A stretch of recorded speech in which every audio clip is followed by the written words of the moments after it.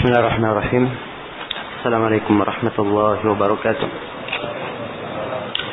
Alhamdulillahi rabbil alamin. Wassalatu wassalamu ala al-mab'uts rahmatan lil alamin. Nabiyina Muhammad wa ala alihi wa sahbihi wa man tabi'ahum bi ihsanin ila yaumiddin. Amma ba'd. Ini majelis yang ke 23 dari syarah. 22 ya? Hah? Baik, ini adalah majelis yang ke-23 dari penjelasan kitab Ad-Durarul Bahiyah fil Masail al-Fiqhiyah karya Imam Asy-Syaukani rahimahullahu taala di hari yang ke-6 dari daurah fikih kita ini. Kata beliau rahimahullahu taala dalam pembahasan berikutnya, babul khiyarat. Bab al-khiyarat. Ya. Al-khiyarat jama dari apa? Jama dari khiyar.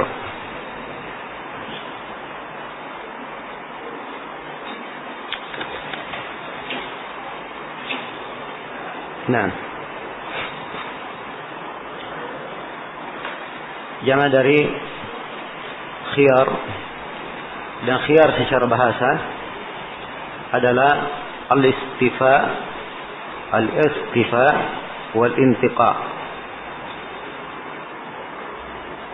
Secara bahasa adalah pemilihan atau penyaringan. Itu khiyar. Jadi dia memilih sesuatu, dia melihat apa yang paling layak dari sesuatu tersebut. Ya. Kemudian secara istilah khiyar adalah haqqul aqid fi faskhil aqd atau imda'ihi li dhuhuri muzawwijin syar'i atau bi muqtada ittifaqin aqdi. Iya, kata beliau, atau apa namanya, secara istilah al-khiyar adalah haqqul aqid. Ya. Hak dari orang yang melakukan akad untuk faskhil aqdi, untuk dia membatalkan akad, atau imda'ihi, atau melanjutkannya. Ya. Jadi hak dia memilih antara membatalkan akad atau apa? Melanjutkannya. Kenapa dia punya hak pilihan? Lidzuhuri musawwigin syar'i. Karena ada pembolehan syariat untuk hal tersebut. Ya.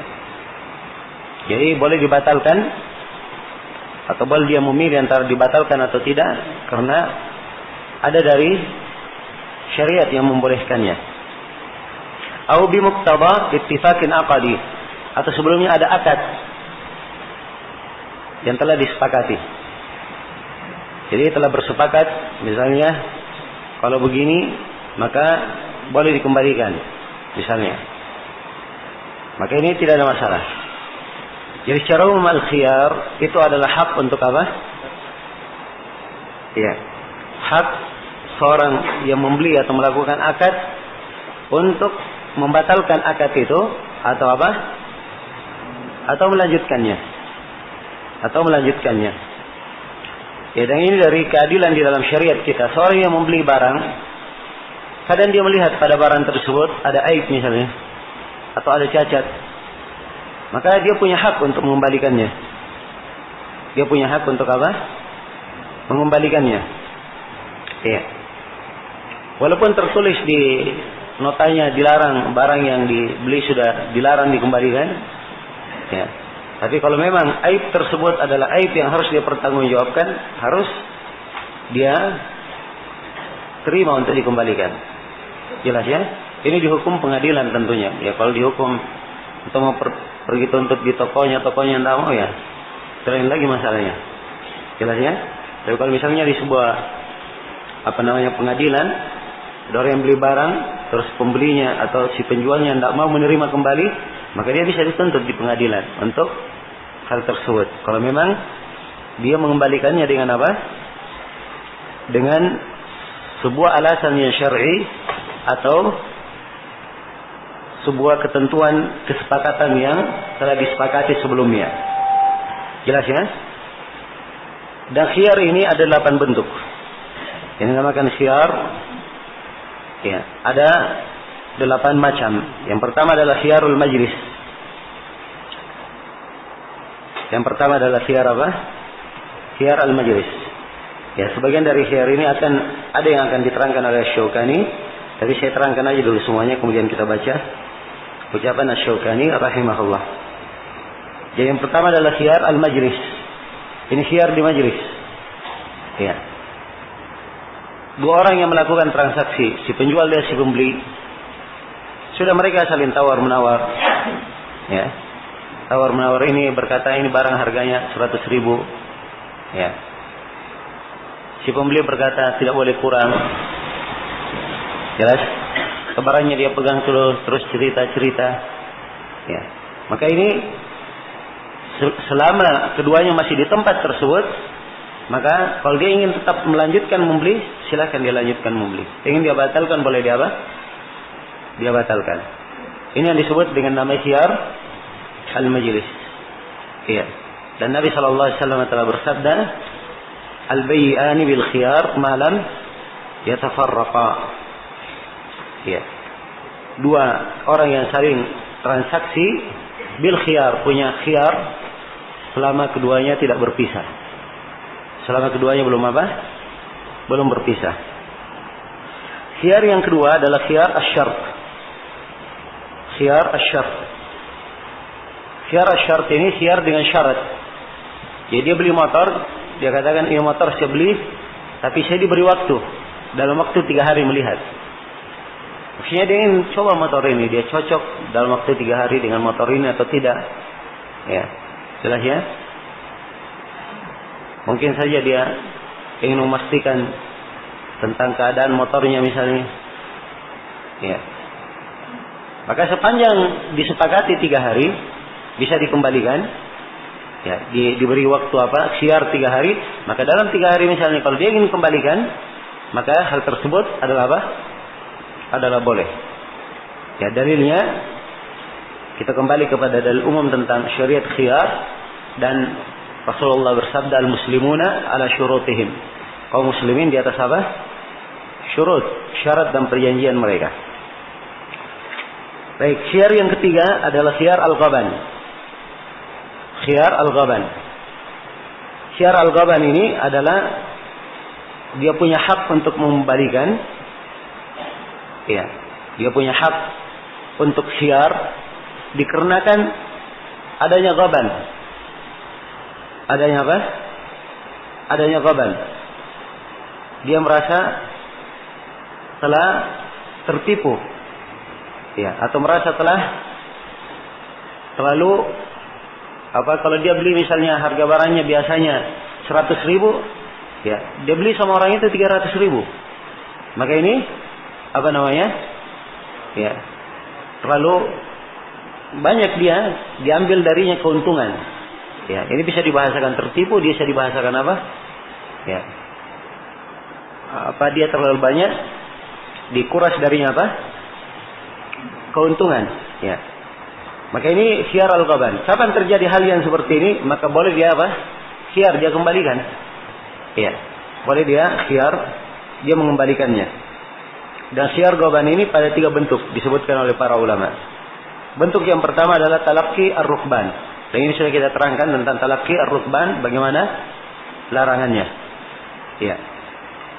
Para pedagang dia datang, belum lagi sampai ke pasar, belum lagi sampai ke kota, dia sudah disusul. Ya. Kemudian dibeli barangnya. Kalau misalnya terjadi akad, ya walaupun ini salah ya, terjadi akad. Nah, setelah si pemilik barang, si para penunggang kuda ini yang datang dari kampung, ya setelah selesai akadnya dia jual barangnya, begitu setelah itu dia masuk ke kota. Masa di kota dia tanya harga, ternyata dia menjual sudah dengan harga apa? Murah sekali. Dia merasa apa? Tertipu. Maka dia punya hak untuk mengambil kembali apa? Barangnya. Inilah yang disebut dengan khiyar apa? Khiyar ghaban di dalam talaqi ar-rukban ini. Bentuk yang kedua adalah bentuk an-najash. Ya, dan ini sudah kita terangkan ya dalam pelelangan. Ya. Ya, ditawar misalnya, dibuka tawaran. Barang itu 10 juta. Ya, motor mau dijual. Orang tersebut berkata saya mau beli 1.500.000. Ya. Harga motor ini biasanya itu 11 juta, itu biasanya. Maka dia mulai menawar. Ya. 10.500.000. Datang lagi, akhirnya orang yang berada di situ, teman-temannya si penjual ini terus menaikkan. Akhirnya orang ini menyangka bahwa barang ini apa? Barang ini adalah barang yang bagus kualitasnya. Karena ya coba bayangkan orang-orang semuanya apa? Menawar dengan harga tinggi. Jelas ya? Maka dia pun berani membelinya 15 juta setelah itu ternyata. Ya, setelah dia beli 15 juta dia bawa keluar, ternyata orang-orang bilang, oh ini barang cuma 11 juta saja. Ya, jelas ya? Cuma 11 juta. Maka ini dia punya hak khiyar mengembalikannya. Ini yang disebut dengan nama khiyar apa? Al-ghaban juga, tapi dalam masalah an-najis. Kemudian masalah yang ketiga adalah masalah al-mustarsil. Masalah al-mustarsil. Al-mustarsil ini orang yang tidak pandai menawar. Tidak pandai apa? Menawar. Dia datang ke pasar, dia tidak tahu bahwa ya, penghuni pasar ini punya kebiasaan. Kalau dia menjual barang, ya dia tawarkan dulu 3 kali lipat dari harga sesungguhnya. Ya. Harganya 100.000, kalau datang orang dia lihat, oh ini terlalu lugu ini anak. Ya. Dia tanya berapa harga barang ini Pak? Oh 300.000. Langsung saja dia bayar 300.000. Ya. Setelah itu anak ini pergi, ya. Dia lihat di toko sampingnya, barangnya terpasang, tertulis harganya 100.000. Ya. Maka dia punya hak untuk apa? Untuk mengembalikannya. Ini disebut dengan khiyar al-ghaban dalam masalah al-mustarsil. Baik, berikutnya khiyar at-tadlis. Khiyar jenis yang keberapa? Yang keempat, khiyar at-tadlis. Ya, tadlis itu ada sesuatu yang disamarkan. Ada sesuatu yang disamarkan, sengaja disembunyikan. Tadlis. Iya. Jadi, ya, dia menjual sesuatu, dia tampilkan seakan-akan sesuatu ini bersih. Ya, bagus. Ya. Ternyata setelah dia bawa pulang ke rumah, ternyata itu hanya sekedar apa? Polesan saja. Ya. Dia mau beli mobil misalnya, mobilnya Masya Allah kelihatan, ya dikonya hebat dan seterusnya. Ya. Ternyata baru dipakai 2 hari, sudah mogok sana sini. Ya. Kemudian baru dipakai beberapa lama, catnya sudah mulai luntur. Ya jelas ya. Ya datang lagi orang periksa, ternyata ini sudah pernah tabrakan 3 kali. Ya. Jelas? Makanya seperti ini dia melakukan tadlis. Ya. Jelas? Maka dia punya khiyar untuk mengembalikannya. Khiyar untuk mengembalikannya. Baik. Khiyar jenis yang kelima adalah khiyar al-aib. Ya, bedanya aib dengan tadlis. Kalau tadlis ada kesengajaan, memang ditipu dia. Tapi kalau aib, ya, si penjual juga kadang menyangka bahwa barangnya bagus, ternyata diperiksa, dia beli baju, ternyata di baju itu ada robekan misalnya. Maka ini ada apa? Aibnya dia kembalikan, itu dia punya hak untuk mengembalikan. Sebab barangnya ada apa? Ada aib. Jelas ya? Kemudian khiyar jenis yang keenam, ya. Khiyar jenis yang keenam adalah khiyar bitakhir bitaman. Khiyar di dalam memilih harga. Ya. Di dalam memilih harga. Ya, sekarang si penjual berkata begini. Ya, dia datang kepada si pembeli datang kepada si penjual, berapa harga barang Bapak ini? Ya, dia katakan ini barang saya modalnya 100.000. Ya. Modalnya berapa? Modalnya 100.000. Tapi tidak apa-apa lah, karena Bapak ini saya lihat orangnya baik. Saya untung 5.000 ya, nggak apa-apa. Jadi beli saja 105.000. Dia beli 105.000. Ya, ternyata dia pergi ke toko lain, ada yang jual 90.000. Ya, bagaimana mungkin bisa modalnya apa? 100.000. Akhirnya dia tanya kepada pemilik toko ini, modalnya berapa Pak? Oh ini modalnya cuma 50.000. Ya, jelas ya? Modalnya cuma 50.000. Maka kalau dia tahu seperti ini, tidak seperti yang digambarkan oleh si pemilik toko, maka dia punya hak untuk apa? Mengembalikannya. Punya khiyar untuk mengembalikannya. Baik, kemudian khiyar yang keberapa? Yang ketujuh. Ya, ini khiyar yang syah apabila si penjual dan si pembeli berselisih dalam sebagian perkara. Ya, jelas ya? Ya sudah bicara sebelumnya. Ya, sudah bicara sebelumnya. Ya, si pembeli menyangka bahwa harganya 1 juta. Ya. Ternyata begitu sampai di sana, penjual berkata tidak. Siapa yang bilang? Ya 1 juta. Harganya 1,5 juta. Ya, kemarin saya bilang. Ya. Si pembeli bilang, oh, saya dari awal saya menyangka 1 juta. Ya, jelas ya? Maka di sini dia punya hak untuk apa? Untuk khiyar di dalam hal ini. Ya kalau misalnya barangnya dia sudah ambil sebelumnya, dia punya khiyar untuk mengembalikannya. Iya. Baik. Kemudian yang ke-8, ya, khiyar yang syah bagi seorang yang membeli apabila dia melihat sebuah barang, ya. Apabila dia melihat sebuah barang atau apabila dia membeli sebuah barang dibangun di atas pengetahuannya sebelumnya. Dia lihat barang ini. Ya, misalnya dia lihat barang A, dia lihat barang ini sudah cocok, ya. Kemudian begitu dia datang, ya, dia langsung beli, tidak dia lihat lagi. Jelas ya? Ternyata begitu sampai ke rumah sudah berubah, berbeda dengan waktu ketika dia dilihat. Ya, ada perubahannya. Maka ini dia punya hak untuk apa? Punya hak untuk khiyar. Ya. 8 bentuk ini semuanya ditunjukkan oleh dalil-dalil umum yang berkaitan dengan bolehnya khiyar, kemudian nas-nas yang menunjukkan apabila adanya seperti qaban dan ketidakcocokan, ya, kemudian adanya bentuk penipuan, ya, dan kezaliman terhadap salah satu dari kedua belah pihak. Ini semuanya mengharuskan bolehnya ada hukum khiyar pada 8 bentuk ini. Jelas ya? Baik. Yang ini pembahasan khiyar pada 8 bentuk. Kita baca ucapan Asy-Syaukani rahimahullahu taala. Kata beliau rahimahullahu taala, ya. Wa yajibu ala man ba'a dha 'aibin ay yubayyinahu wa illa thabata lil mushtari al-khiyar. Dan wajib atas orang yang menjual barang yang punya aib agar supaya dia menjelaskan barang tersebut. Ya, kalau tidak maka syah bagi si pemberi khiyar. Ya. Sini 2 hal ya yang diterangkan. Pertama, etika bagi seorang penjual. Si penjual dan si pembeli juga. Ya, keduanya harus jujur. Ya. Keduanya harus apa? Ya. Keduanya harus jujur. Karena itu Nabi sallallahu alaihi wasallam yang melanjutkan hadisnya al-bayyi'ani bil khiyar. 2 orang yang saling transaksi jual beli punya khiyar.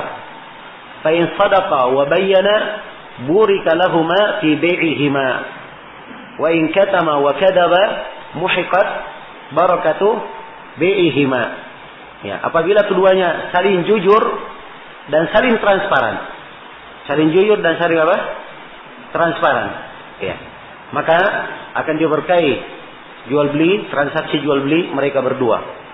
Kalau keduanya saling menyembunyikan dan saling dusta, maka akan dicabut apa? Berkah dari jual belinya. Maka kewajiban orang yang menjual barang, ada aibnya diterangkan. Ini ada aibnya. Iya. Dia terangkan apa? Ada aibnya. Ya. Dan aib yang diterangkan ini adalah aib yang memang ya dimaklumi oleh setiap orang bahwa itu adalah aib yang mengurangi harga apa? Harga barang. Ya.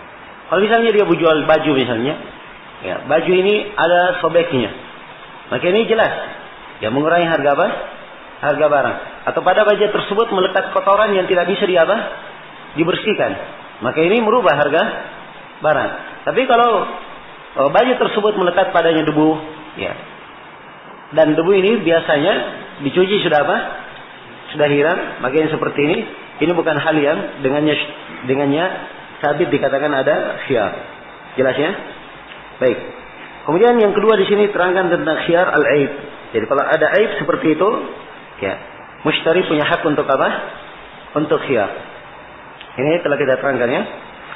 Kemudian kata Asy-Syaukani rahimahullah, wal kharaju bid-dhaman. Ya. Al-kharaju bid-dhaman ini salah satu kaidah fikih yang disebutkan oleh para ulama rahimahumullah taala di dalam berbagai buku yang memuat tentang qawaid al-fiqhiyah. Ya, dan ini kaidah-kaidah fikih yang dipetik dari hadis Nabi sallallahu alaihi wasallam. Ya, dan hadisnya hadisnya sahih.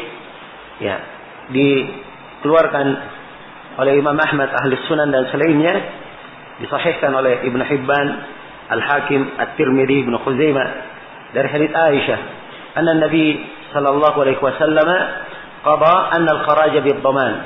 Sungguhnya Nabi sallallahu alaihi wasallam memberikan keputusan bahwa al-kharaj bid-dhaman. Ya, al-kharaj itu dengan apa? Dengan ad-dhaman. Maksudnya manfaat, ya, dan pemasukan itu boleh diambil sebagai imbalan. Dia memberikan jaminan. Nah, maksudnya begini. Sekarang ada seorang yang membeli mobil. Ya, jelasnya dia beli mobil.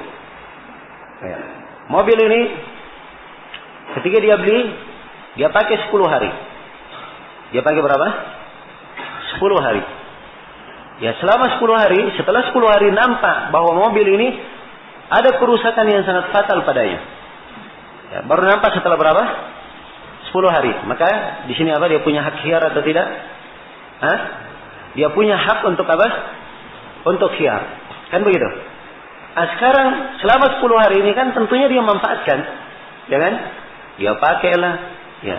Dia berjalan sana sini. Kalau dia deteksi, betapa banyak biaya yang dia keluarkan. Jelas ya?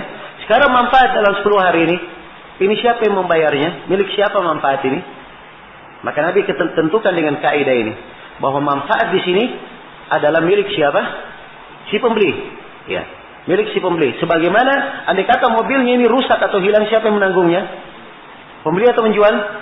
Ya, pembeli. Sebab waktu itu berada di dalam kepemilikannya. Dia yang mendoman. Ya, karena itu al-kharaj wajar kalau diambil manfaat itu, kharaj itu sebagai imbalan dari dia memberikan apa? Dari dia memberikan doman atau jaminan. Jelas ya? Jadi ini makna ucapan di sini al-kharaj bid-dhaman. Dan ini kaidah. Ya. Kemudian berikutnya kata Asy-Syaukani rahimahullahu taala, walil mushtari ar-rad bil gharar. Ya. Dan al-mushtari bagi orang yang membeli, dia berhak untuk mengembalikan barang itu karena ada gharar. Karena ada gharar. Ini khiyar al-ghaban. Ya, masuk juga di dalam masalah al-ghaban. Ya, jelasnya masuk juga di dalam khiyar al-ghaban. Nah. Ya. Diberi contoh di sini wa minhu al-musarrah. Dan di antaranya adalah pembahasan tentang al-musarrah. Ya. Fayaruddaha wasa'an min tamrin aw ma yataradiyani alaihi. Nah, ini tentang masalah at-tasriyah. Ini ada di dalam ketentuan Nabi sallallahu alaihi wasallam untuk khiyar, dan juga Nabi sallallahu alaihi wasallam memberikan ketentuan kalau dikembalikan maka dikembalikan dengan 1 sa', dia tambah dengan 1 sa' dari apa? Dari korma. Ya, jadi masalah al-musarrah ini seorang yang menjual kambingnya. Seorang menjual apa? Kambingnya, atau dia jual ontanya, ya, atau dia jual sapinya. Ya. Kambing betina ini, binatang betina ini kelihatan ada susunya. Jelasnya? Ya. Tapi orang ini dia tahu bahwa kambing ini sebenarnya susunya apa? Kurang. Tapi dia biarkan selama berapa hari? Selama 3 hari atau selama 5 hari tidak dia perah susunya itu.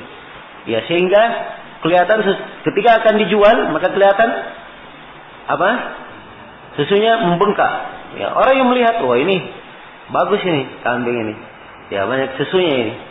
Ya, jelas ya? Dibelilah sama orang tersebut. Dia bawa pulang ke rumah, baru dia perah sekali. Ya. Apa? Langsung kempis, tidak mengembang lagi. Ya. Jelas? Maka ini menunjukkan bahwa dia apa? Ya. Tidak ada isi di dalamnya. Ya, maka yang seperti ini diberi khiyar oleh Nabi. Kalau dia beli, dia boleh mengembalikan dalam 3 hari. Ya. Setelah itu, kalau dia tahan, maksudnya dia ridho walaupun seperti itu, tidak apa-apa. Ya, kalau tidak maka dia kembalikan kambing itu, tapi dia tambah dengan apa? Satu sok berisi apa? Ya, satu sok berisi korma atau ya tambahan yang ridho antara keduanya. Ya, apa saja selain daripada itu yang nilainya semisal dengan itu yang mereka berdua saling apa? Saling ridho. Nah, kemudian kata beliau rahimahullahu taala, ya.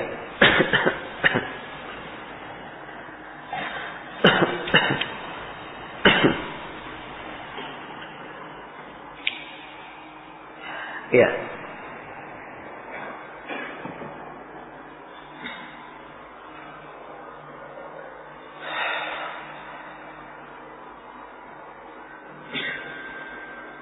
Baik. Kemudian kata beliau rahimahullah, wa yathbutul khiyar liman khudi' au ba'a qabla wusulis suq. Ya. Dan sabit juga khiyar. Sabit juga apa? Khiyar bagi siapa yang ditipu. Ya. Atau dia menjual sebelum sampai ke mana? Ke pasar. Ya. Ini bagi siapa yang ditipu? Ini masuk ke dalam apa tadi? Hah? Masuk ke dalam masalah An-Najash, masuk ke dalam masalah Al-Mustarsil. Ya. Au ba'a qabla wusulis suq, atau dia menjual sebelum sampai ke pasar. Ini siapa tadi? Talaqir rukban. Nah. Kemudian kata beliau, walikullin minal mutabayi'aini bai'an manhiyan an qurrat. Ya. Jelas ya? Dan setiap dari orang yang melakukan transaksi jual beli yang terlarang darinya, maka itu boleh untuk dia apa? Boleh dikembalikan. Boleh untuk dikembalikan. Iya. Jelas ya? Jadi kalau jual beli tersebut ya adalah jual beli yang terlarang, maka ini boleh untuk dikembalikan. Ya, babitnya kalau mengukur jual beli itu sebagai jual beli terlarang, kita sudah terangkan ya apa sebab-sebabnya. Ya, secara umum kita terangkan jual beli ada syarat-syaratnya. Tidak ada apa? Ya, tidak ada ketentuan-ketentuannya. Maka kalau rusaknya jual beli itu ya berkaitan dengan datul bai' wa syartihi, maka ini adalah jual beli yang dilarang dan boleh di apa? Dikembalikan. Iya, baik. Dan di sini di masail kita sebutkan syiar al-ghaban dan syiar at-tadlis. Sebab kalimat yathbutul khiyar liman khudi' ini memungkinkan dua hal. Mungkin masuk di ghaban dan masuk di apa? Di tadlis. Ya. Dan sengaja saya sebutkan sekaligus di situ supaya nampak ya pembagiannya. Kemudian berikutnya kata beliau, wa man ishtara syai'an lam yarahu. Ya. Lahu radduhu idza ra'ahu. Ya. Idza ra'ahu. Jelas?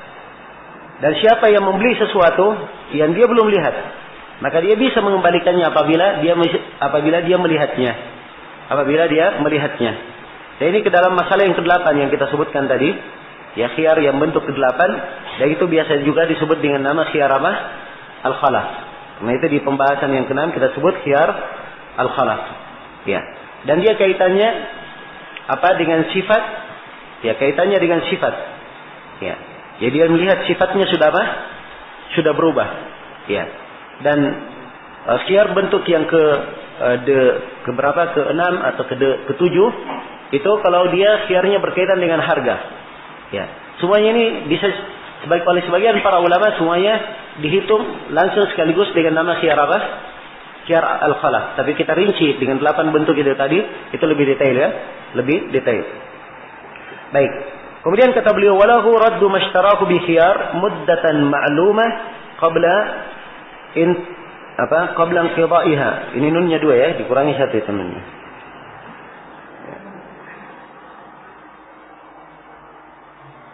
Ya, qabla inqidaiha. Ini khiyar asy-syart. Jadi khiyar asy-syart ini kalau ada persyaratan, ya. Dia beli dalam waktu misalnya 3 hari, ya. Bisa dikembalikan. Dalam waktu misalnya 10 hari bisa dikembalikan. Ya, dia boleh mengembalikan apa yang dibeli dengan khiyar. Ya. Kenapa? Apa yang dibeli dengan khiyar? Dengan syaratan apa? Muddatan ma'lumah qabla inqidaiha. Pada waktu yang telah dimaklumi sebelum apa? Selesai waktu yang dimaklumin.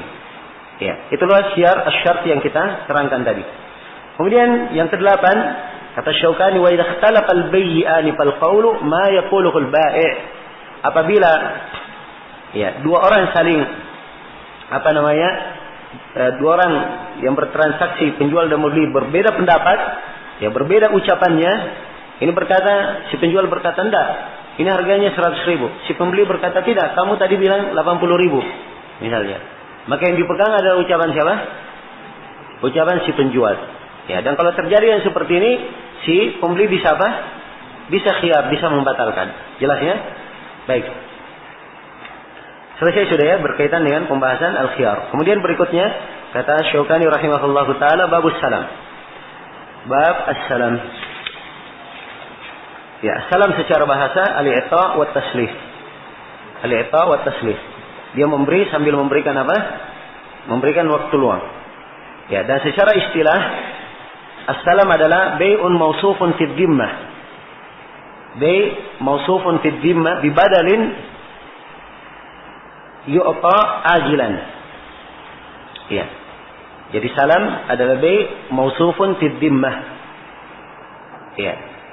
Adalah jual beli yang sudah disifatkan pada dhimmah. Ya. Ya, kalau dikatakan sifatkan pada dhimmah, sesuatu yang dibeli itu belum ada sekarang. Ya. Dia baru apa? Baru ada di masa akan datang. Ya. Datang misalnya seorang petani coklat. Ya, dia punya kebun coklat. Jelas ya? Ya. Saya pengen coklat pada bulan sekian. Ya, bulan sekian yang disebut ini memang bulan biasanya apa? Coklat itu ada. Ya. Sudah saya bayar depan. Orang ini belum punya apa? Belum punya coklat masa itu. Jelas ya? Jadi dia jual beli pensifatannya dia apa? Masih di dhimmah, ditanggung jawabnya. Dia sudah memberikan badal dengan ganti yu'ta ajilan, diberikan di depan. Diberikan di mana? Di depan. Dan ini termasuk keindahan syariat kita, diizinkan jual beli yang seperti ini. Nah, dan di dalam Al-Quranul Karim disebutkan tentang disyariatkannya hal ini. Ya ayyuhalladzina amanu idza tadayantum bidainin ila ajalin musamma. Ya. Apa ayatnya? Awalnya apa? Ya ayyuhalladzina amanu idza tadayantum bidainin ila ajalin musamman faktubuh. Wahai orang-orang yang beriman, apabila kalian tadayantum bidainin ila ajalin musamman faktubuh. Ya. Saling memberikan pinjaman dengan sebuah hutang, maksudnya sudah bayar depan sampai waktu tertentu, faktubuh, maka tulislah. Ya, ini ayat cakupannya luas ya, dan termasuk darinya dipakai oleh para ulama di bab as-salam ini. Masuk mana as-salam di dalamnya.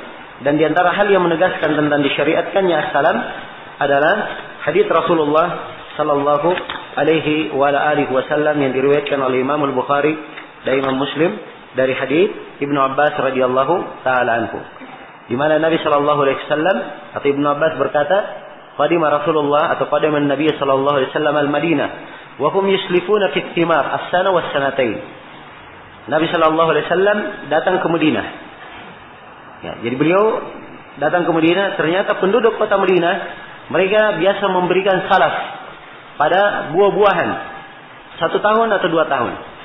Ya. Jadi kalau dia ingin beli buah, dia sudah bayar dahulu siapa? Si pemilik kebun.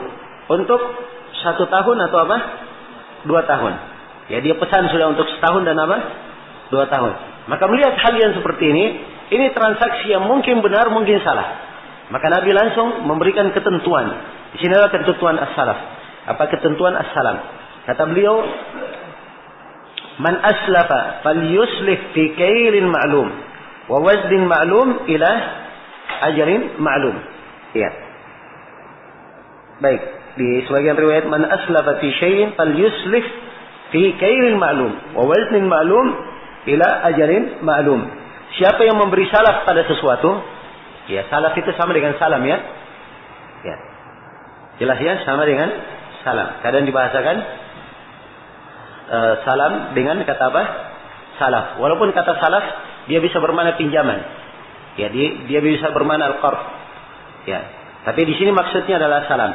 Siapa yang memberikan salaf, maka dia memberikan salaf, maksudnya dia bayar dari depan. Ya, dari kata aslaf itu dia bayar di mana? Di depan. Fal yuslih, hendaknya dia bayar fi kailin ma'lum, pada takaran yang dimaklumi. Ya. Jelas? Wa waznin ma'lum, dan pada timbangan yang apa? Dimaklumi. Ya. Jadi kalau dia beli, jelas ini uang saya beli apa? Korma. Ya dia jangan katakan ya sudah seadanya saja, berapa yang kamu kasih, tidak ada. Ya, harus tentukan berapa kilo atau berapa liter nanti hasilnya dari apa yang diberi. Jelas ya? Nah, bila ajalin maklum, sampai waktu yang dimaklumi. Harus sampai apa? Waktu yang apa? Dimaklumi. Ya. Jelas ya? Maka ini dalil tentang as-salam ini. Dalil tentang as-salam. Baik. Dan para ulama di dalam masalah as-salam ini tentang antum sudah paham sekarang ya tentang apa itu yang disebut dengan nama as-salam. Ya.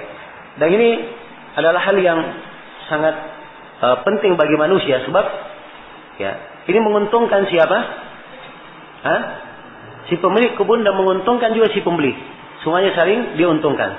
Ya, si pemilik kebun, ya, dia tentunya kalau dia hasil kebunnya belum ada panennya, kan dia belum bisa jual, ya kan? Maka dia menjualnya ya dengan harga dari awal, misalnya ada yang pesan kepadanya, dia turunkan harga. Dan si pembeli juga mendapat manfaat sebab dia kalau dia beli pada saat barang itu ada, maka harganya mungkin akan lebih apa? Lebih mahal. Jelas ya? Biasanya ini ya, as-salam ya, keadaannya dan kondisinya seperti ini. Jelas ya? Dan as-salam ini disyaratkan oleh para ulama 8 syarat. Ya. Syaratkan 8 syarat. Syarat yang pertama ya. Syarat yang pertama ya. Sifat-sifat barang yang yang dicari ya, itu adalah sifat yang sudah tetap, pasti sifatnya. Ya. Jelas ya? Nah, jadi kalau dia beli barang, ya, itu sudah jelas apa yang dia beli. Ya. Apakah dia beli misalnya kulit, dia beli kulit misalnya, atau dia beli besi, ya, dia terbuat dari kulit atau terbuat dari besi ataupun yang lainnya. Jadi sifat barangnya apa? Sudah pasti. Kemudian yang kedua, dia sebutkan jenisnya. Dia sebutkan apa? Jenisnya. Ya, kalau misalnya dia pesan dia pesan korma, maka disebutkan korma jenis apa? Kan begitu. Ya. Dia pesan misalnya mangga, maka mangga jenis apa? Jenis apa? Harus ada jenisnya. Ya. Jelas? Jangan dia bilang korma, ya, setelah itu dibawakan korma jelek, ternyata yang dia minta adalah korma ajwa misalnya. Ya. Jelas ya? Maka ini perkara yang tidak jelas. Ya. Baik. Dua hal ini kita katakan harus, ya, semuanya jelas sebab memang dari asalnya Nabi berkata tentang salaf ini, fal yuslih fi kailin ma'lum waznin ma'lum. Semuanya adalah hal yang apa? Hal yang dimaklumi. Ya. Nah, man aslafa fi syai'in, kalimat syai'innya semuanya diukur dengan sesuatu yang maklum. Ini menunjukkan ini adalah hal yang harus dimaklumi. Kemudian yang ketiga, ya, disebutkan kadar barang yang dipesan itu. Disebutkan kadar barang yang dipesan itu dengan ditakar, ya, atau dengan ditimbang, atau dia dengan di meter, ya. Kalau memang dia pakai meter, ya, jelas ya. Maka disebutkan, ya, bagaimana kadarnya. Jelas? Ya, dia beli kain misalnya, dia beli kain, maka dia harus di apa? Misalnya ada orang yang memang biasa membuat ya kain, dan biasanya kain ini ya selesai dia buat, ada waktu-waktunya mereka selesai di kampung itu membuat kain itu. Ya, jelas ya. Maka hendaknya jelas berapa meter yang dia beli atau berapa buah kalau memang kainnya sudah terukur misalnya dalam bentuk sarung maupun yang lainnya. Ya, jelas ya. Kemudian hendaknya dia menyebutkan ajalin maklum. Hendaknya dia menyebutkan, ini syarat yang keberapa? Syarat yang keempat, dia sebutkan waktu yang dimaklumi. Ya, ini saya pesan barang ini dalam tempo waktu 6 bulan. 6 bulan apa? Diberikan misalnya. Atau dalam tempo 3 bulan. Ya, diberikan waktu. Waktu yang dimaklumi. Jelas ya? Baik. Kemudian syarat yang kelima. Syarat yang kelima, disyaratkan barang yang dipesan itu adalah barang yang ada. Ya. Kebanyakannya adalah ada pada saat telah jatuh tempo. Ya, kalau dia berikan tempo misalnya 6 bulan, biasanya setelah 6 bulan barang itu sudah apa? Sudah ada. Ya, disyaratkan barang itu diketemukan. Ya, biasanya pada tempo yang telah ditentukan. Baik, kemudian syarat yang ke berapa? Syarat yang keenam, ya, hendaknya barang yang dipesan itu adalah hutang yang berada di tanggung jawabnya. Jelas ya, hutang yang apa? Berada di tanggung jawabnya. Jadi dia adalah barang yang belum ada sekarang. Ya, dia akan datang, akan ada kapan? Nanti baru dia akan ada. Ya, jelas sampai sini? Ya, jadi kalau barangnya sudah ada, maka ini lain lagi pembahasannya. Dia bukan di pembahasan apa? Bukan di pembahasan salam. Jelas ya? Baik, kemudian syarat yang ketujuh. Syarat yang ketujuh hendaknya ditentukan tempat membayarnya atau tempat menyerahkan barang. Ditentukan tempat apa?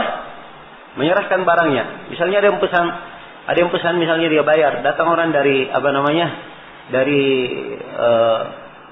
Nigeria, ya, sudah saya beli sama kamu, ya, biji habat soda misalnya. Ya. Berapa harga habat sodanya? Ya. Maka disebutkan, ya, sudah habat sodanya sudah jelas semua ya, bijinya apa. Kemudian disebutkan misalnya, ya, berapa yang dia inginkan, berapa harganya? Oh, harganya per kilonya, ya, nggak apa-apa dah, saya jual 10.000. Nih, saya bayar sekian, saya pesan sekian ton misalnya, ya, kirim. Ya. Tapi dia akan disebutkan diterima di mana? Ya, jelas ya, diterima di mana? Maka ini adalah hal yang tidak diperbolehkan, sebab ini biasanya akan apa? Ribut antara si penjual dan si pembeli. Ya. Si pembelinya mengharap sudah lama, mana Nigeria yang kirim-kirim barangnya. Ya. Nigerianya bilang ini orang membeli kok nggak cari-cari barangnya. Ya. Sebab tidak ada penentuan di mana apa? Di mana diterimanya tempatnya. Maka harus ditentukan. Saya terima di sini dengan harga apa? Sekian misalnya. Si Nigeria berkata sudah dengan harga dari tempat saya sekian. Ya. Tentang masalah pengirimannya itu Anda tanggung sendiri. Ya, misalnya ya. Maka ini kalau seperti ini jelas. Ya. Ini ada kejelasan. Maka ini syarat yang ketujuh. Kemudian syarat yang kedelapan. Syarat yang kedelapan, hendaknya harga dari salam itu, harga dari barang yang dipesan itu sudah diserahkan sempurna, ya, pada majelis akad. Jelas ya? Ya, begitu bikin akad, dia sudah serahkan semua apa? Semua harganya. Lengkap, sempurna, dan harga itu sudah dimaklumi berapa jumlahnya. Ini 8 syarat. Sebab Nabi SAW ya berkata, "Falyuslih fi syai'in ma'lum, fi kailin ma'lum, wa waznin ma'lum ila ajalin ma'lum." Ya.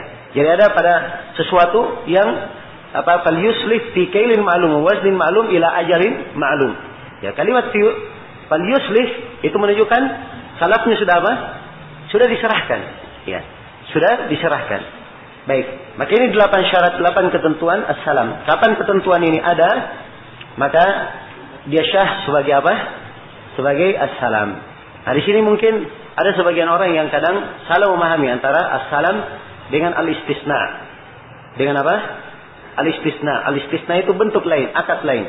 Istisna itu dia meminta untuk dibuatkan. Itu istisna namanya. Jelas ya? Ya. Saya misalnya pesan kepada orang, tolong buatkan saya baju sekian banyak misalnya. Ya. Saya pengen baju sekian lembar, modelnya ini dan ini. Ya, bentuknya ini. Ini namanya apa? Istisna. Ini dia memesan istilahnya. Dia minta apa? Untuk dibuatkan, minta untuk dibuatkan. Minta untuk dibuatkan. Iya. Jelas? Tapi kalau salam dia bentuknya lain. Ya, asalnya barangnya dia adalah apa? Barang mausuf fi dhimma, karena mungkin masih ditunggu ya di pohonnya, atau mungkin di proses pembuatannya memang biasanya apa? lama seperti orang yang membuat sutra misalnya atau membuat sebagian sarung daerah misalnya, ya. Ini proses pembuatan yang lama dan apa? Ya, tidak jelas, ya. Apa kebiasaan jadinya tidak bisa langsung dipastikan misalnya selesai dalam waktu dekat, ya perlu waktu. Ya, jelas ya? Nah, ya dan seterusnya. Ini di antara hal-hal yang membedakan. Dan ini pembahasan sebenarnya perlu kita dudukkan. Ya, beberapa perbedaan antara istisna dan perbedaan dengan as-salam dan bentuk-bentuk yang lainnya. Tapi pembahasan kita sekarang, ya kita hanya menjelaskan sesuai dengan apa yang diterangkan oleh Asy-Syaukani rahimahullah taala. Saya hanya ingin mengingatkan saja. Ada bentuk yang harus dibedakan. Ya. Kata Syaukani rahimahullah taala, di sini ada 3 pembahasan yang kita garis bawahi di dalam pembahasan as-salam. Definisi as-salam. Ya, as-salam sudah kita terangkan ya definisinya, dan Asy-Syaukani di sini memperjelas. Kata beliau, wa huwa ayyusallima ra'sal mal fi majlisil aqdi ala ayyu'tiyahu ma yataradiyani alaihi ma'luman ila ajalin ma'lum. Ya, jelas ya? Ya. Jadi as-salam ini definisinya dia menyerahkan pokok harta, menyerahkan modal di dalam majelis akad. Ini kita sebutkan di syarat yang berapa? Syarat yang ke-8, dia harus berikan apa? Bayarannya dari awal. Ya, dengan ketentuan ayyu'tiyahu, dia berikan kepadanya barang ma yataradiyani, apa yang keduanya saling ridha. Ma'luman, sesuatu yang maklum, ila ajalin ma'lum, sampai batas yang telah dimaklumi. Jelas ya? Kemudian kata beliau rahimahullah, ya sudah kita pembahasan yang kedua tentang syarat-syarat salam, ini sudah kita terangkan. Kemudian yang berikutnya kata Syaukani, wala ya'khudhu illa ma sammahu aw ra'sa malihi. Ya, tidak boleh dia mengambil kecuali salah satu dari 2. Ya. Apakah dia ambil apa yang dia pesan? Ya. Dia pesan korma misalnya. Maka korma yang diambil. Jelas ya? Korma yang diambil. Maka begitu masuk di temponya, diberi tempo 6 bulan. Masuk 6 bulan, orang itu tidak berikan korma. Ya. Apapun alasannya, maka dia tidak boleh mengambil apa? Tidak boleh mengambil barang lain. Dia harus mengambil apa?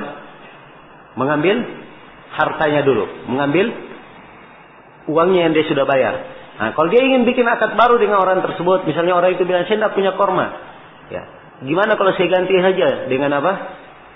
Ya. Dengan kismis misalnya. Jelas ya? Ya, maka di sini tidak boleh langsung mengambil ganti seperti itu. Diambil dulu pokok hartanya, kemudian setelah itu dia apa? Kalau dia mau bikin akad baru, bikin akad baru setelahnya. Ya. Sebab ini berbeda antara akad salam dan akad kalau misalnya mau dia ganti itu beli secara kontan, secara langsung. Itu lain lagi pembahasannya. Jelas ya? Baik. Kemudian kata Syaukani rahimahullah, wa la yatafarrafu fihi qabla qabdihi. Ya. Tidak ada transaksi terhadap barang salam sebelum apa? Salamnya diterima. Ya. Jadi ada orang tahu dirinya karena apa? Punya korma kan. Saya sudah pesan sama si fulan korma akan datang insyaallah. Ya, di pertengahan tahun ini atau di 2 bulan sebelum Ramadan akan datang korma saya 5 ton. Ya, sudah dia kumpul sama orang. Siapa yang mau beli? Dia terima semua bayarannya. Padahal kormanya apa? Kormanya belum datang. Ya. Ini tidak diperbolehkan. Jelas ya? Tidak diperbolehkan. Baik, selesai sudah ya berkaitan dengan masalah as-salam. Ya, berikutnya kata Asy-Syaukani rahimahullahu taala babul qard. Bab tentang al-qard. Al-qard adalah peminjaman. Ya. Bab tentang peminjaman.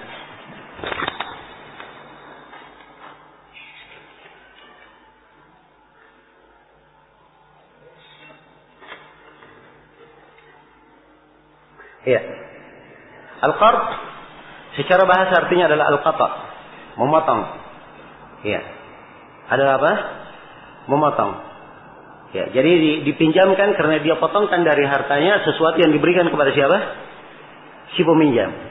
Ya, dari sisi bahasa. Dan dari sisi istilah al-qard adalah daf'u malin irfaqan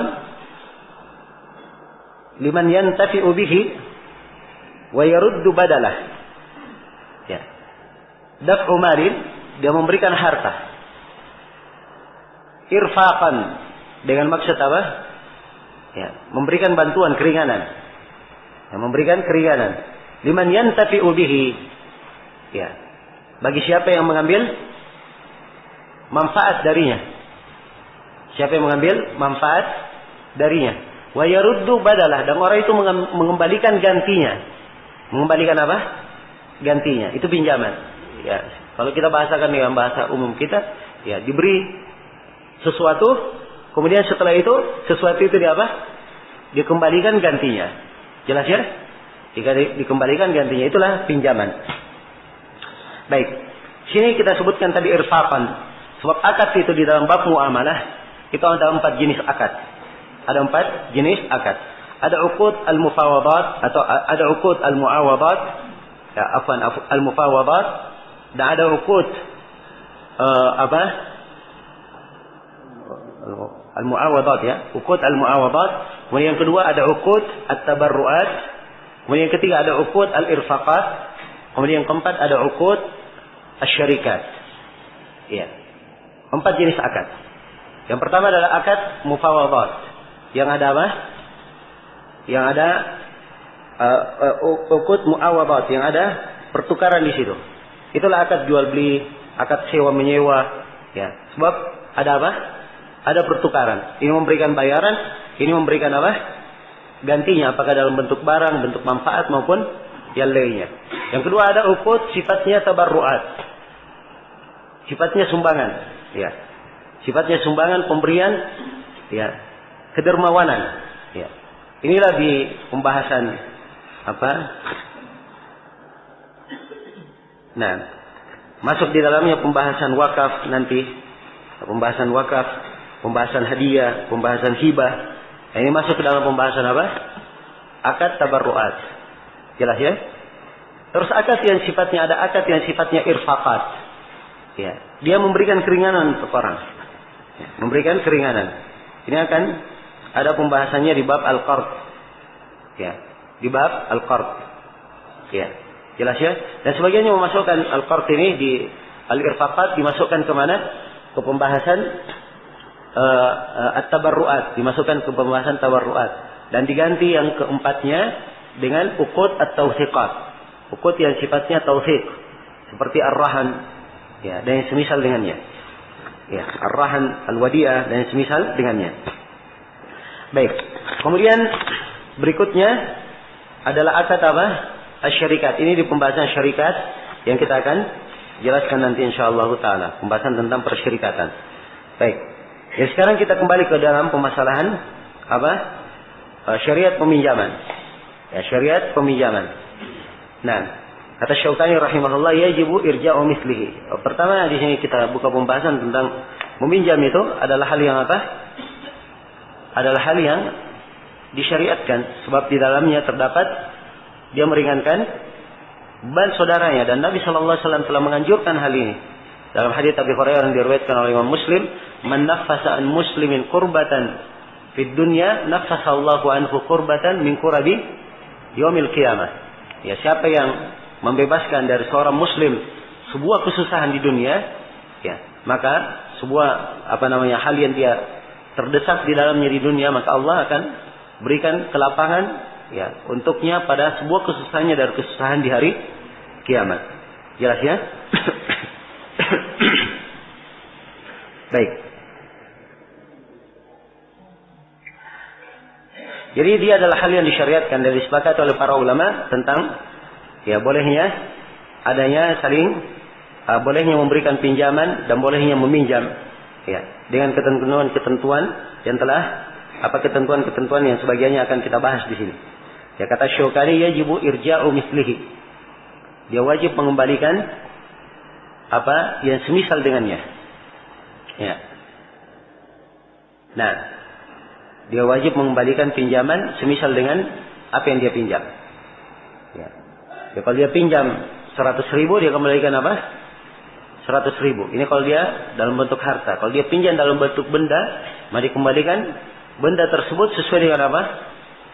Ya, sifat-sifatnya. Kalau memang hanya diberikan pinjaman, tapi bedanya di sini pinjaman dia sesuatu yang dia bisa manfaatkan. Dikasih benda misalnya, ya. Kemudian setelah itu dia jual, tidak apa-apa kamu kembalikan semisal dengan itu nanti. Ya, dia belikan sesuatu yang pas. Setelah dia kembalikan, dia belikan sesuatu yang pas, yang semisal dengannya, tidak apa-apa. Jelas ya? Tapi orang yang identik pinjaman itu biasanya dengan apa namanya? Dengan ya bentuk uang atau bentuk apa yang bisa dibeli dengannya. Ya. Dan barang bisa dijadikan sebagai pinjaman kalau diberikan misalnya pinjaman beras sekian, ya 10 kilo, misalnya atau 1 karung, kemudian dikembalikan nanti 1 karung juga. Ya. Tentunya beras yang dia pinjam sudah dimakan tentunya, ya kan? Nah mungkin dia kembalikan beras itu sendiri, ya jelas. Maka dikembalikan apa namanya? Sebagai gantinya yang dia kembalikan. Baik. Jadi harus dia kembalikan yang semisal dengannya.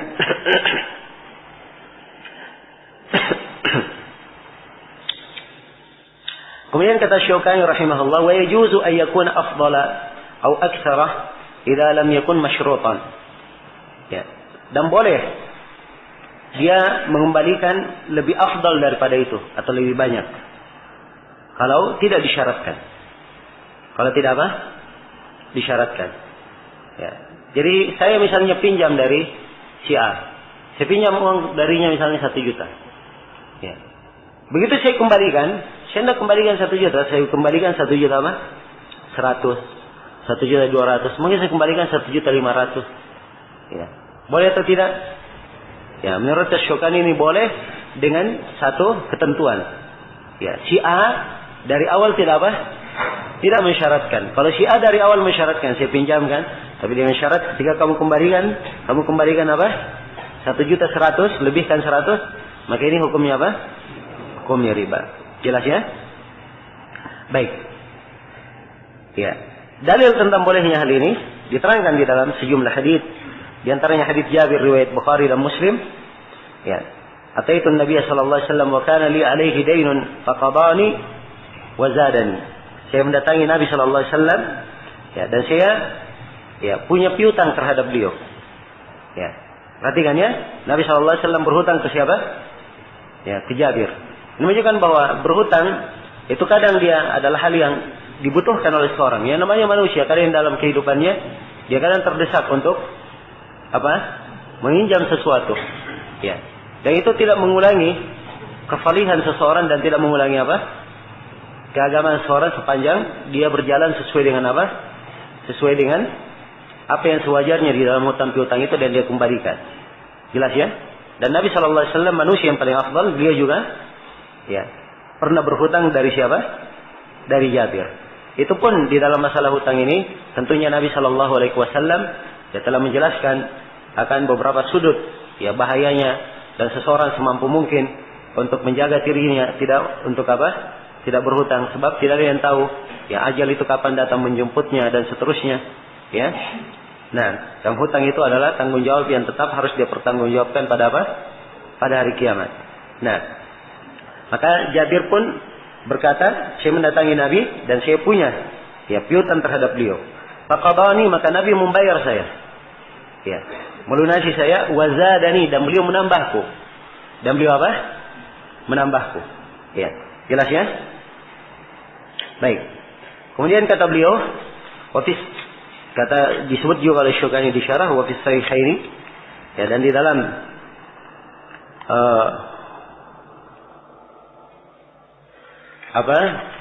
riwayat Bukhari dan Muslim dari hadits Abu Hurairah, seorang lelaki ya dia memiliki piutang juga ya terhadap Nabi sallallahu alaihi wasallam pada seekor onta yang dengan umur tertentu. Maka orang ini pun datang mencari onta tersebut. Ya. Maka para sahabat, Nabi berkata kepada para sahabat, ya berilah dia dari onta. Beri dari apa?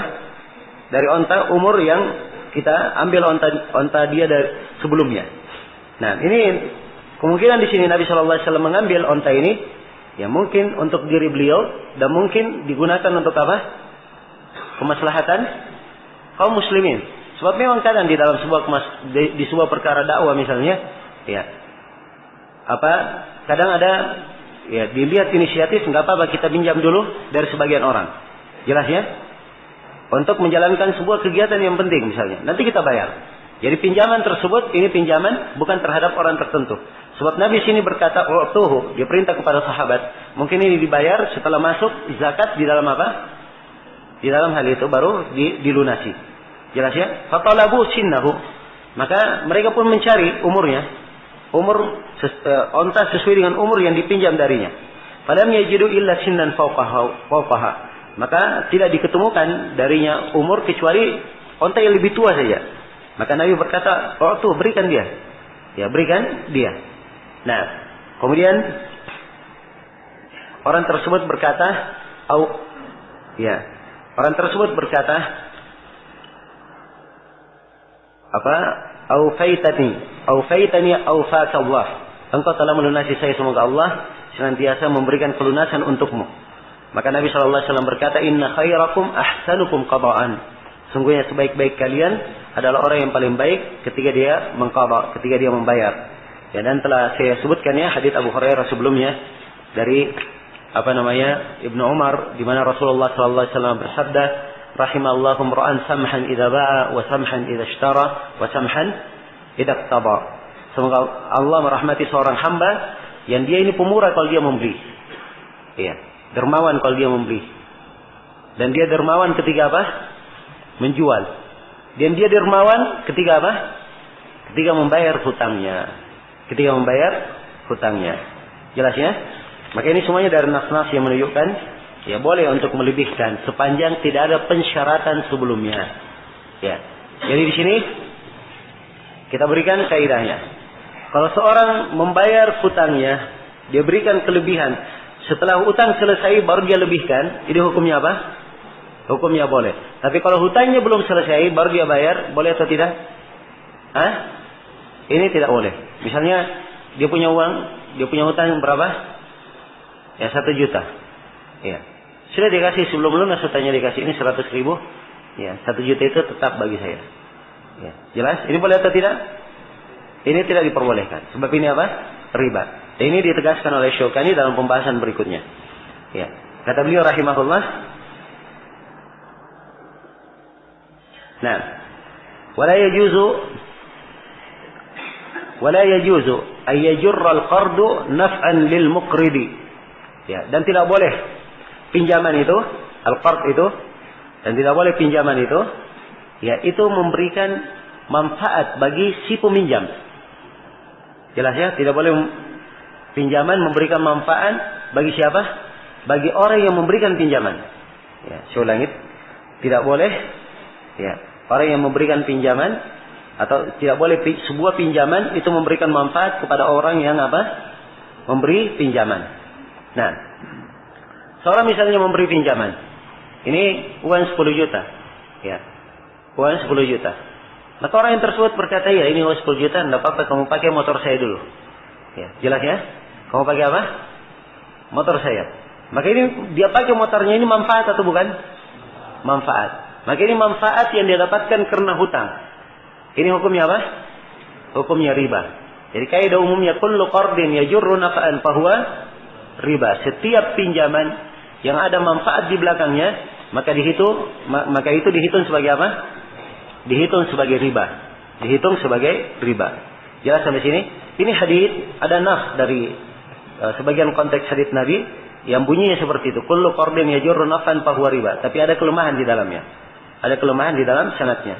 Tapi kandungan dari hadits tersebut itu ditunjukkan oleh hadits-hadits atau makna-makna yang sahih di dalam pembahasan riba maupun selainnya. Karena itu dia adalah kaidah yang dipakai oleh para ulama.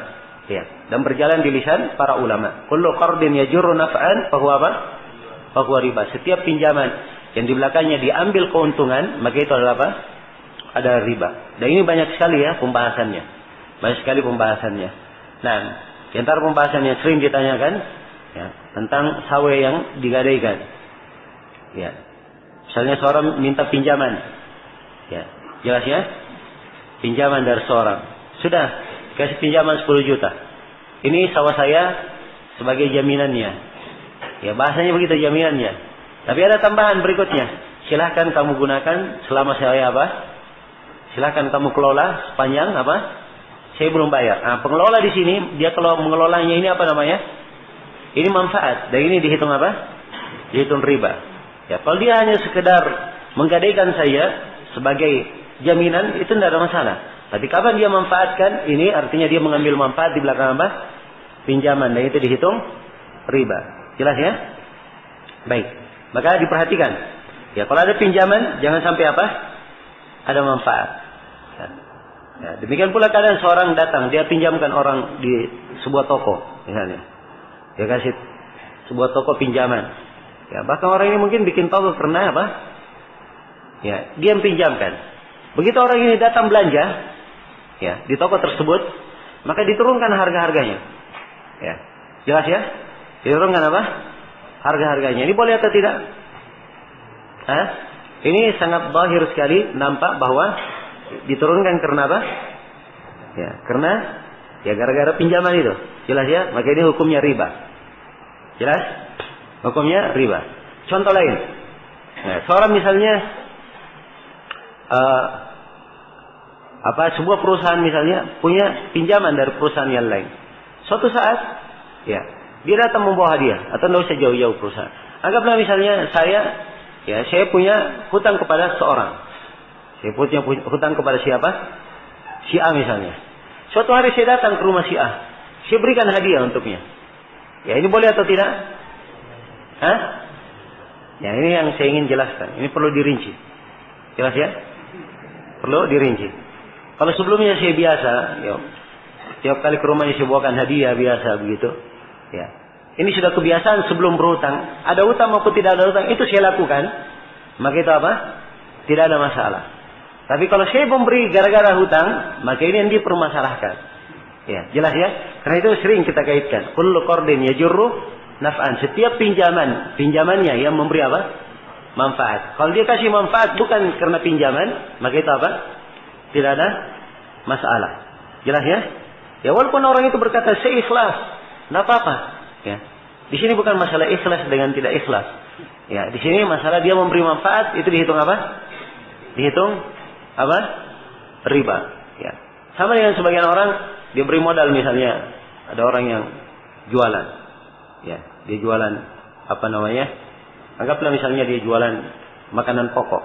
Ya. Dan dia buka usaha karena hal itu. Ya, akhirnya tiap hari orang ini dia bawakan ke rumah orang yang pemilik piutang, dia bawakan sesuatu. Ya, ke rumahnya. Tidak apa-apa ini saya ikhlas, padahal nggak apa-apa. Ya. Walaupun dia berkata ikhlas, ini tetap terhitung apa? Terhitung riba, tidak boleh diambil. Tidak boleh diambil. Jelas sampai sini? Baik. Selesai ya pembahasan tentang al-qard. Kemudian berikutnya kata Imam Syaukani rahimahullahu taala babu atau kitab syuf'ah. Ya, kitab asy-syuf'ah. Nah, di sebagian cetakan tertulis bab ya. Tapi kata kitab ini yang tertulis di manuskripnya. Ya, syuf'ah secara bahasa, ya, asy-syuf'ah yang diinginkan maknanya adalah tamalluk, adalah kepemilikan. Ya, kepemilikan. Walaupun kata asy-syuf'ah itu sendiri berasal dari kata asy-syafa'. Dan asy-syafa' secara bahasa lawan dari apa? Hah? Lawan dari witir. Ya, jadi dia genap lawan dari apa? Lawan dari witir. Ya. Dan kalau syuf'ah yang diinginkan adalah kepemilikan. Ya. Dan seakan-akan dia punya hak di dalam masalah syuf'ah ini, seakan-akan dia punya hak di dalam hal tersebut, maka haknya ini menyebabkan dia lebih berhak untuk apa? Memilikinya. Lebih berhak untuk memilikinya. Ini definisi secara bahasa dan itu tadi kaitannya secara istilah. Saya sudah isyaratkan. Ya. Sebab pembahasan tentang syuf'ah ini tentang orang yang bersyirikat. Ya. Tentang orang yang bersyirikat. Ada misalnya dua orang bersyirikat. Ya. Dalam sebuah tanah. Dalam sebuah apa? Sebuah tanah. Ya. Tanah ini disebut saja tanah ini dan pemiliknya berapa? 2 orang. Ya. Maka salah seorang dari syirikat dia menjual tanah tersebut kemana? Ya, dia menjual bagiannya dia jual kemana? Ke orang lain. Ke orang lain. Maka di sini ada hak syuf'ah namanya. Ada hak syuf'ah. Di mana kawan syirikatnya ini harusnya dia lebih berhak untuk membelinya. Dia lebih berhak untuk apa? Membelinya. Jelas ya? Jadi ini yang disebut dengan syuf'ah. Ya. Jadi kalau sudah dibeli orang-orang tersebut, maka dengan syuf'ah ini dia punya hak syuf'ah, maka dia harus datang kepada orang yang membeli itu. kemudian dia bayar orang itu dengan jumlah yang dia bayar kepada kawannya yang menjual, kemudian dia ambil apa? Tanah tersebut. Sebab dia yang paling apa? Paling berhak. Jadi ini secara apa namanya makna yang dimaksudkan dengan syuf'ah di dalam pembahasan ini. Ya, karena itu para al-fuqaha mendefinisikannya bahwa syuf'ah adalah istihqaq intiza hissati syarikihi. Ya, mimman intaqalat ilaihi bi'iwadin maliyyin bi thamanihi alladhi istaqarra alaihi al-aqd. Ya. Syuf'ah adalah istihqaq, ya, lebih berhaknya untuk mengambil intiza, untuk mengambil atau menarik hissati syarikihi, bagian dari kawan syirikatnya. Mimman intaqalat ilaihi. Dia mengambil hal itu, mengambil bagian kawan syirikatnya itu dari siapa yang bagian syirikatnya ini berpindah kepadanya.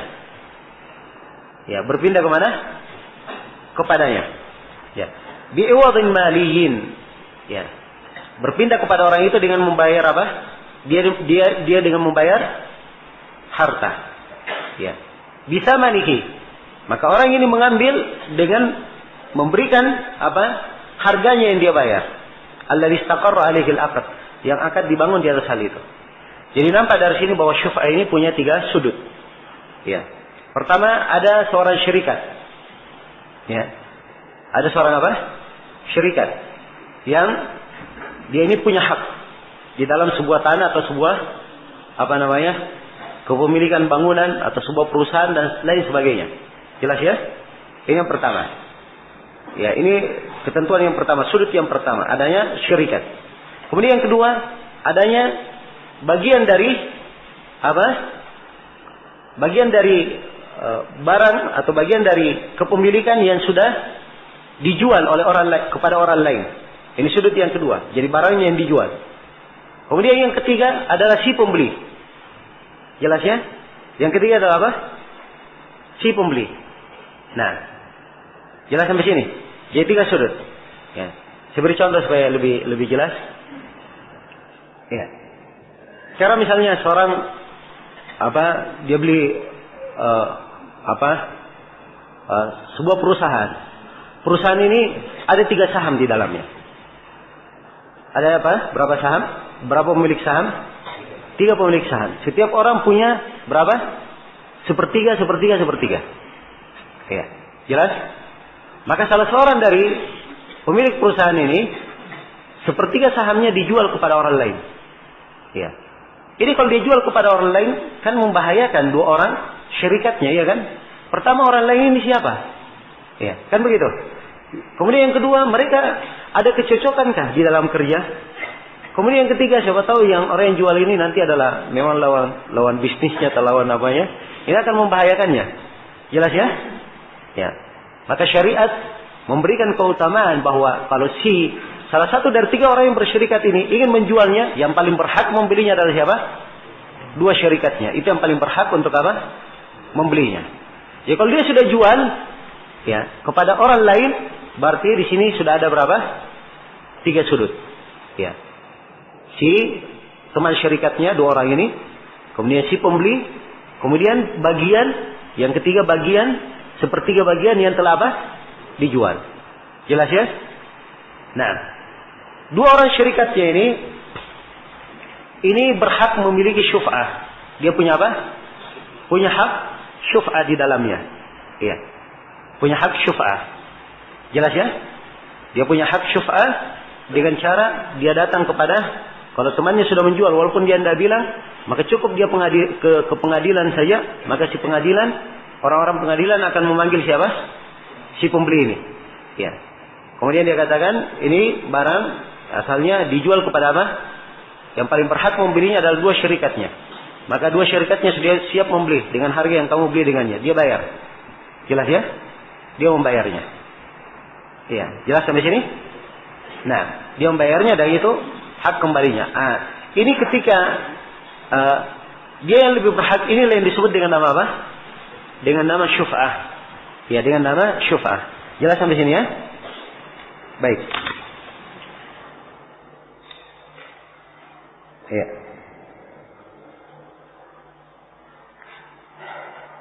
Kata Syukani rahimahullahu taala, sababuha al-ishtiraku fi syai'in walau manqulan. Ya, sebelumnya kita bacakan nas dulu tentang syuf'ah ini. Hadisnya adalah hadis Jabir riwayat Al-Bukhari dan selainnya. Nah, Rasulullah sallallahu alaihi wasallam qada bisyuf'ati fi kulli ma lam yuqassam. Fi kulli ma lam yuqassam. Ya. Nabi sallallahu alaihi wasallam memberikan ketentuan syuf'ah pada setiap perkara yang belum dibagi. Ya. Belum apa? Belum dibagi. Ya. Jadi nampak di sini keterkaitan, belum dibagi. Ya. Kemudian kata beliau, fa idza waqa'atil hudud wa surifatit turuq fala syuf'ah. Kalau hudud sudah ada, misalnya tanah misalnya, sudah ada patokan-patokannya, ini milik si anu, itu milik si anu, itu lain lagi masalahnya. Ya. Wa surifatit turuq, dan jalan-jalan sudah dibagi, ya dua yang disyaratkan. Sudah ada patokan-patokannya sudah dibagi dan jalan-jalan sudah apa? Dibagi. Maka fala syuf'ah, tidak ada apa? Tidak lagi hak syuf'ah. Jelas sampai sini? Jadi ini nasnya. Nabi memberikan ketentuan syuf'ah, hak syuf'ah pada barang yang belum apa? Dibagi. Dua orang bersyarikat dalam tanah. Belum dibagi tanahnya. Cuma diketahui si anu punya 1/2, si anu punya 1/2, si anu punya apa? 1/2. Itu diketahui begitu. Jelas ya? Begitu dia jual ke orang lain, maka syarikatnya ini yang paling berhak untuk apa? Membelinya. Itulah syuf'ah namanya. Dia harusnya yang membelinya. Walaupun orang itu sudah terlanjur membeli, maka ini apa? Tidak dianggap tidak apa? Ya, tidak boleh. Dia harus apa? Ya, mengembalikan kepada syarikatnya. Kalau memang dia yang ingin membelinya. Ya. Ini ketentuan syuf'ah pada harta yang belum apa? Dibagi. Tapi kalau sudah dibagi, sudah ada jalan-jalannya, sudah ada apa? Jalan-jalannya, ya sudah dibagi, di petak-petak ada patokannya. Ini tanahmu dari sini sampai sini, ya jelas ya. Maka ini tidak ada apa? Tidak ada syuf'ah lagi. Kalau mungkin contoh kekinian sekarang, ya setiap orang punya akte masing-masing di dalam apa? Tanah itu. Ya, maka ini tidak ada apa lagi? Tidak syuf'ah. Walaupun tanah itu tadinya satu petak ini semuanya milik mereka berdua. Kecuali kalau satu akte tertulis di dalamnya dua pemilik, nah ini baru. Ini dia punya hak apa? Syuf'ah kalau dia jual kepada orang lain. Jelas ya? Baik. Kemudian syuf'ah ini itu kalau dia punya hak syuf'ah, kalau syuf'ah tersebut, kalau barang tersebut pindah kepada orang lain, ya. Barang tersebut pindah kepada orang lain dengan bayaran. Ya, jelas ya? Sekarang saya bersyarikat dengan si B dalam sebuah tanah.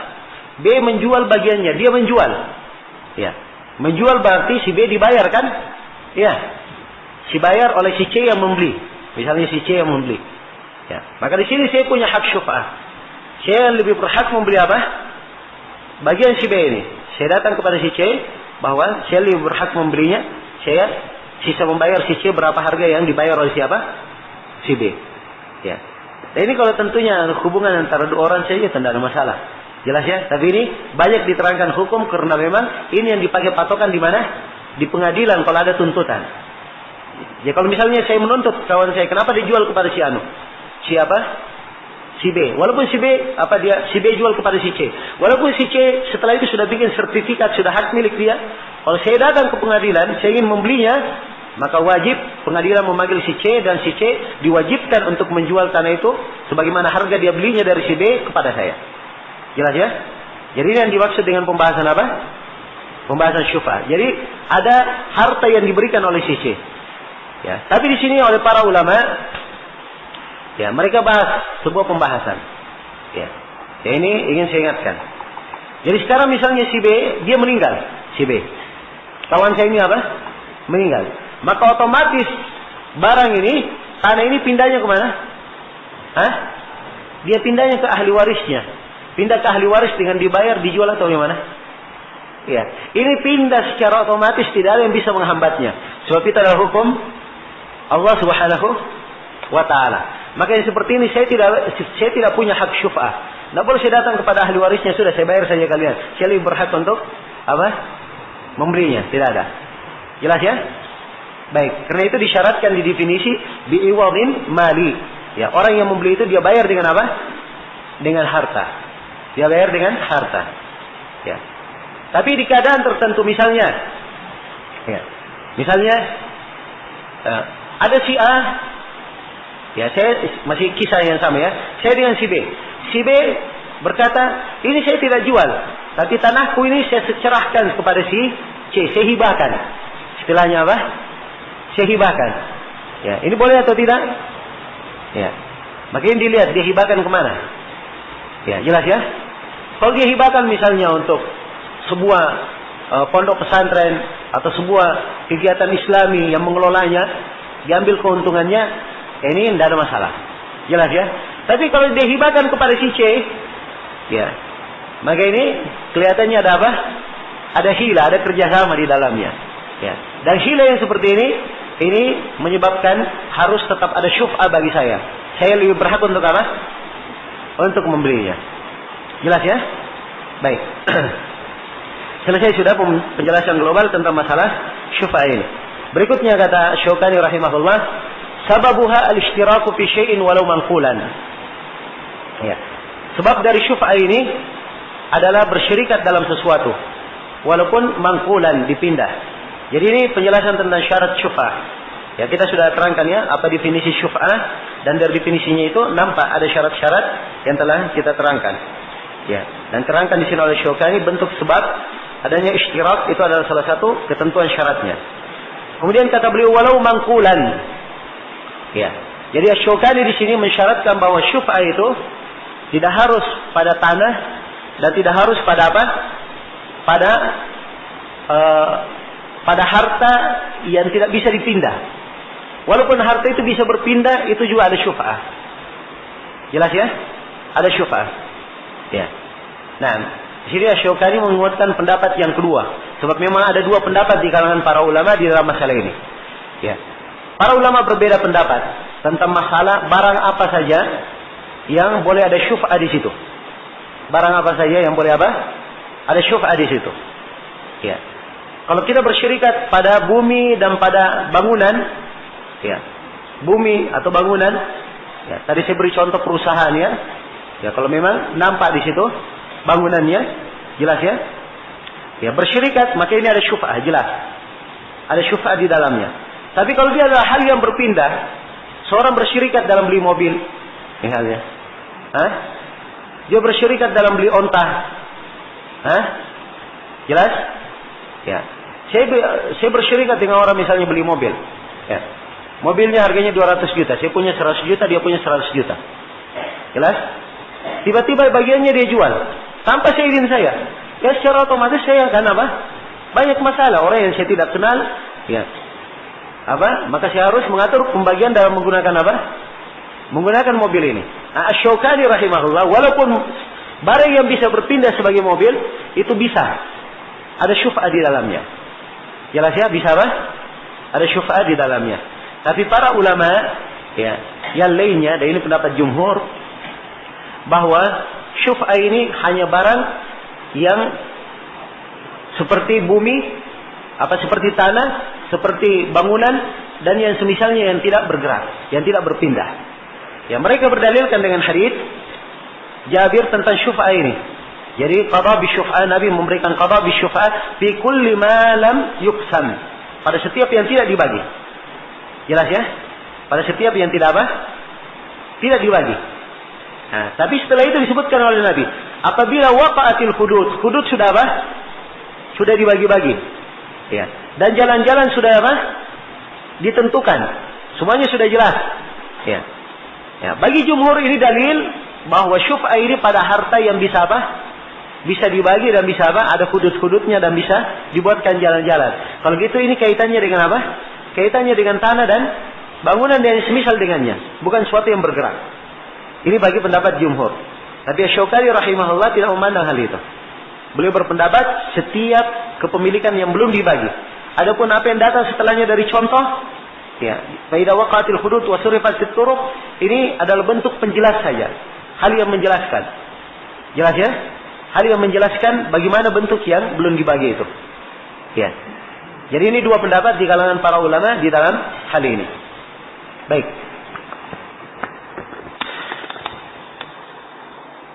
Iya.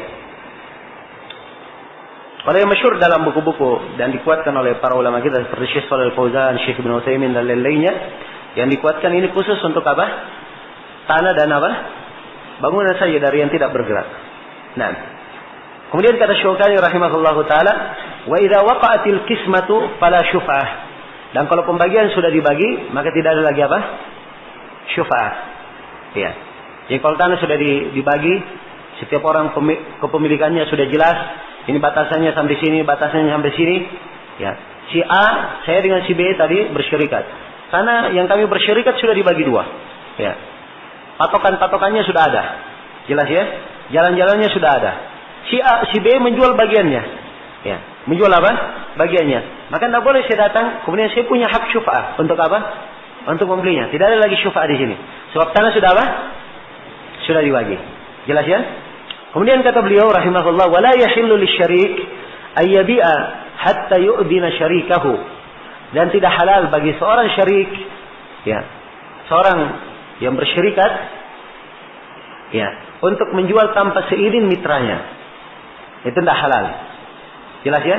Kalau dia ada orang, saya misalnya dengan A, dengan si B tadi, saya dengan si B, ya, tidak halal saya menjual tanpa seizin apa? Si B. Dan si B juga tidak halal dia menjual tanpa sepengetahuan saya. Ya, harusnya saya lebih dahulu di dalam hal ini. Dan ini diambil dari pemahaman ya tentang masalah syuf'ah ini, sebab harusnya si syarik dahulu yang diberitahu. Dan ini ada di dalam hadits Jabir riwayat Muslim. Nabi SAW bersabda, "Wala yahillu lahu ay yabi'a hatta yu'dina syarikahu. Fa in syaa'a akhad wa in syaa'a tarak. Fa idza ba'a wa lam yu'dinhu fa huwa ahaqqu bih." Kata Nabi SAW, dan tidak halal dia menjual. Ya, tidak halal dia menjual sampai dia memberitahu kepada mitranya, teman syirikatnya, dia beritahu. Fa in syaa'a akhad. Ya. Jadi kalau dia sudah diberitahu oleh mitranya bahwa dia akan menjual, kalau dia ingin diambil. Kalau dia ingin dia tinggalkan. Ya, jelas? Kalau dia jual tanpa diberitahu, maka mitranya yang paling berhak untuk itu. Paling berhak untuk itu yang disebut apa? Yang disebut syuf'ah. Jelas ya? Baik. Kemudian kata beliau rahimahullahu taala, ya, ini kalau syarikat cuma apa? 2 orang. Kalau dia bersyarikat 3 orang bagaimana? Lebih dari 2. Ya. Maka harus apa? Sayyidin seluruh syarikatnya. Nah, cuma di sini ada yang perlu saya detailkan satu. Ya. Misalnya ada tanah misalnya. Kita bersyarikat 3 orang. Ya. Atau bersyarikat 3 orang. Si Muhammad, si Zaid, dan siapa? Si Amr.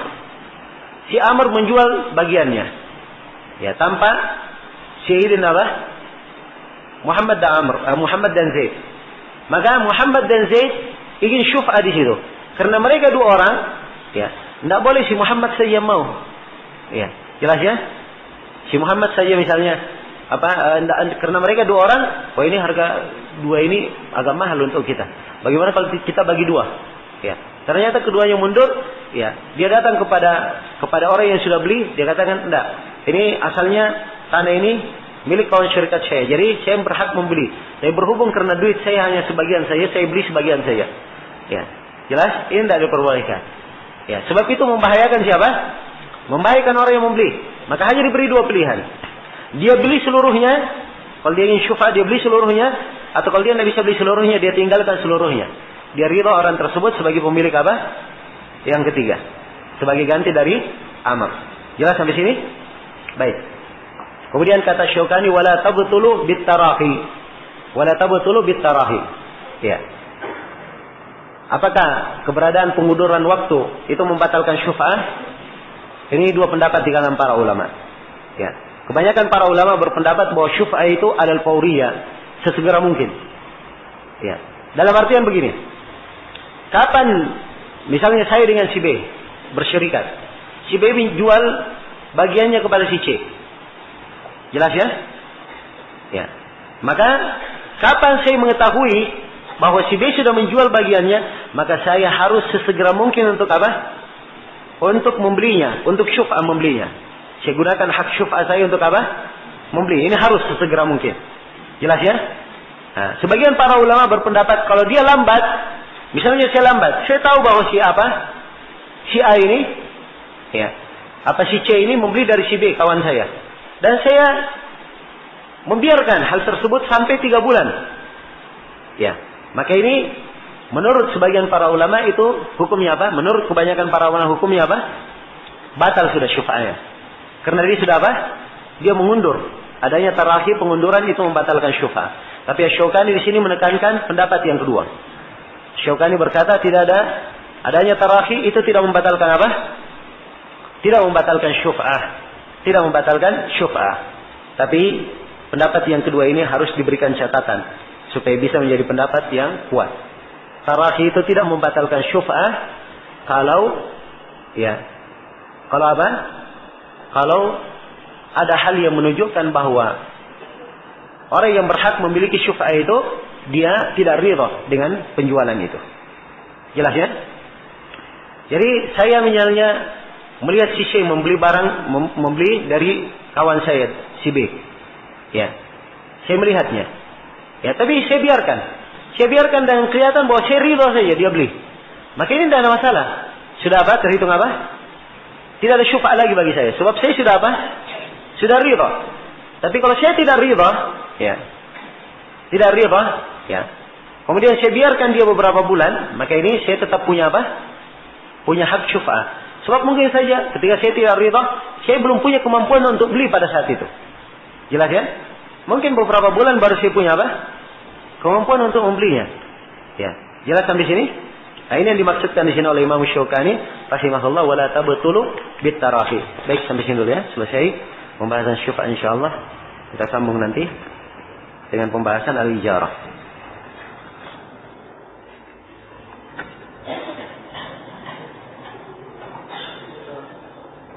Ya. Baik, subhanakallahumma bihamdik asyhadu an la ilaha illa anta astaghfiruka wa atubu ilaik walhamdulillahi rabbil alamin.